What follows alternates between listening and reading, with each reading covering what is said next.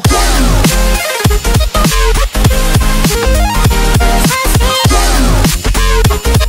La réindexation des pensions de retraite et une baisse de l'impôt sur les revenus figureraient parmi les mesures privilégiées par le président selon certaines sources macronistes. Comme dit l'adage en politique, quand deux personnes ou plus sont au courant d'un secret, il fuit aussitôt. Depuis la réunion qui s'est tenue dimanche soir à l'Élysée autour du président, en présence de plusieurs ministres, les langues se délient.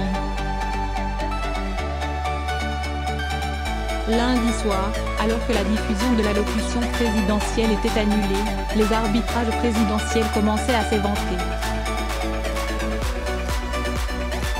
Si personne n'était en mesure de confirmer le détail précis des annonces, de grandes pistes se dégageaient, selon plusieurs sources macronistes. Le chef de l'État comptait frapper un grand coup en matière de pouvoir d'achat, d'abord. Sans grande surprise, les retraités les plus modestes pourraient voir leur pension réindexée sur l'inflation dès le 1er janvier prochain. Comme s'y était engagé le Premier ministre Édouard Philippe lundi dernier, les impôts devraient aussi baisser via une réduction de l'impôt sur le revenu. Autre piste fiscale envisagée, la suppression de certaines niches, afin de mettre à contribution les plus hauts revenus. Tous ces sujets ont été mis sur la table dimanche soir, glisse un ministre, qui réclame l'anonymat le plus total.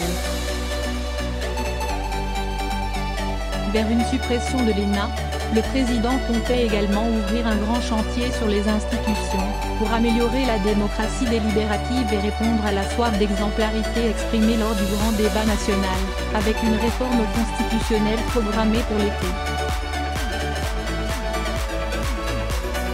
Une mesure à effet waouh, comme on dit en Macronie, tenait la corde, le remplacement, voire même la suppression de l'ENA, dont Emmanuel Macron est lui-même issu, promotion Cédar Senghor.